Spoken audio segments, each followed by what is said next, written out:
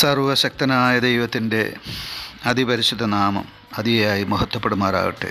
കർത്താവിൽ പ്രിയരെ, നിങ്ങൾക്കേവർക്കും ജീസസ് വോയിസ് മെസ്സേജ് എന്ന പ്രഭാത ദൈവവചന ധ്യാന ശുശ്രൂഷയിലേക്ക് സ്നേഹത്തോടെ സ്വാഗതം. അല്പസമയ ധ്യാനത്തിന് ഒരു തിരുവചനം വായിക്കുന്നു. സദൃശവാക്യങ്ങൾ അധ്യായം 29 1-ാം തിരുവചനം. കൂടെ കൂടെ ശാസന കേട്ടിട്ടും ശാഠ്യം കാണിക്കുന്നവൻ നീക്കുപോക്കില്ലാതെ പെട്ടെന്ന് നശിച്ചു പോകും. കർത്താവിൽ പ്രിയരെ, നാം വായിച്ചു കേട്ട സദൃശവാക്യങ്ങൾ അഥവാ സുഭാഷിതങ്ങൾ 29-ാം അധ്യായം 1-ാം തിരുവചനത്തിൽ ദൈവം നൽകുന്ന ഉപദേശം പ്രാർത്ഥനയോടെ ധ്യാനിക്കാം. ശാസന, ഇത് നമുക്ക് ലഭിക്കുന്നത് മാതാപിതാക്കളിൽ നിന്നാകാം, ഗുരുക്കന്മാരിൽ നിന്ന് അഥവാ അധ്യാപകരിൽ നിന്നാകാം, നല്ല സുഹൃത്തുക്കളിൽ നിന്നാകാം, നല്ല സ്നേഹിതന്മാരിൽ നിന്ന്, സഹോദരങ്ങളിൽ നിന്ന് ഒക്കെ നമുക്ക് ശാസന ലഭിക്കാം. അതിലുപരിയായി ആത്മീയർക്ക് ശാസന ലഭിക്കുന്നത് ദൈവത്തിൽ നിന്ന് അഥവാ ദൈവവചനത്തിൽ നിന്നാണ്. ഈ ശാസനകൾ നാം കേൾക്കുമ്പോൾ എന്താണ് നമ്മുടെ പ്രതികരണം?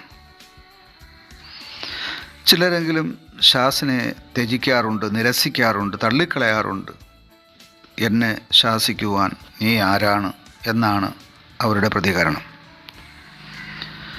ശാസന നമ്മുടെ ജീവിതത്തെ നന്നാക്കുവാൻ ഉപകരിക്കും.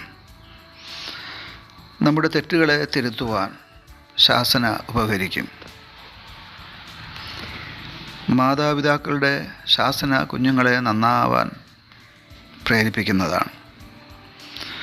ദൈവവചനത്തിലെ ശാസനകൾ ഒരു ദൈവപൈതലിനെ കൂടുതൽ നിർമ്മലരാക്കുവാൻ വേണ്ടിയാണ്.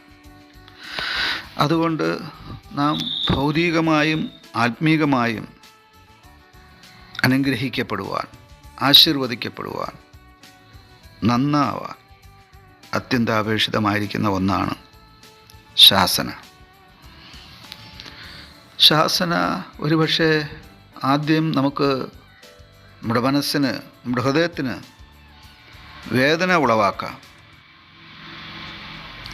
അതൊരു പക്ഷേ നമ്മെ കുറ്റപ്പെടുത്തുന്നതാകാം, നമ്മെ മുറിവേൽപ്പിക്കുന്നതാകാം.